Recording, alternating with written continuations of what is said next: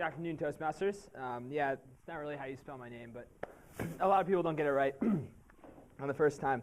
So, the title of my speech is 2 Bad Ways to Give a Speech. On Wednesday, I was sitting at my desk. I had some free time in the afternoon, thinking about what I wanted to write or give the speech on. And this is my second speech at Toastmasters, and I wasn't actually even sure what the second speech was supposed to be. Like, I wasn't sure the format. So I did what any good, smart, intelligent senior at a college would do. And I checked my Facebook, first of all. But then I typed in second speech for Toastmasters in the Google search bar.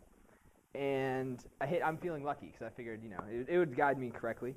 And this led me to a website devoted entirely to speech writing, preparing, rehearsing, and delivering. The first lines I read kind of caught my eye because it was kind of like a promotional article. And it said, there are 2 bad types of speakers. And I was like, oh, well, maybe I'll read about them and learn how not to give a bad speech. And it said speakers do 2 things incorrectly most of the time.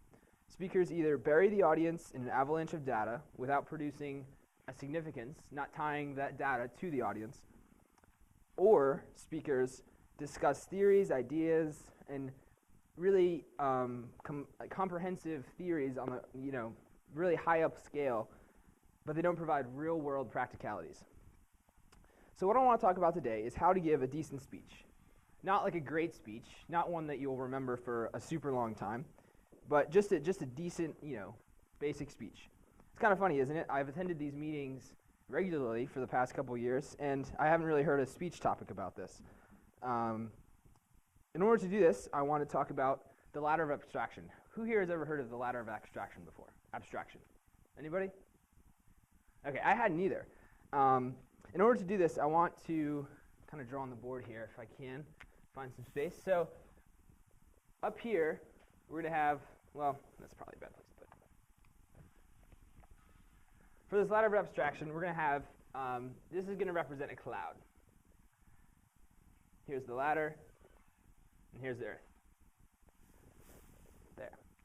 So if we imagine really high up ideas, theories, religion, politics, honor, those are up here at this level. And down here we have the earth, where it's fundamentally you have atoms, you have livestock, you have, very concrete ideas like sandwiches and apples.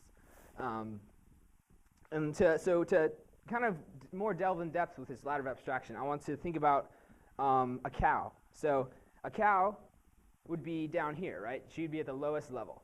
And then you talk about livestock would be higher up, and farm animals would be higher up than that.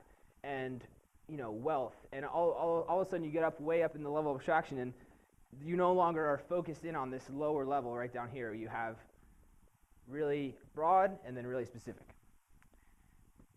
Now, in order to be an effective speaker, you must climb up and down this ladder of abstraction.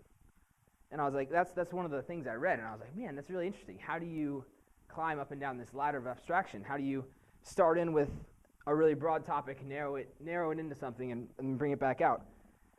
And there's a couple ways to do this. When you're climbing down the ladder, so when you're going from really broad to really discrete, you can say things like, for example, or you can tell stories, or you can give data, you can give like a chart or something, you can give very concrete facts if you want to come down the ladder. But when you want to climb back up the ladder, you can say things like, why is this important? You can make big picture relationships between different ideas, and you can maybe even draw diagrams and charts, maybe even a Venn diagram, drawing things how things are related. So that was pretty much what my speech is going to be about.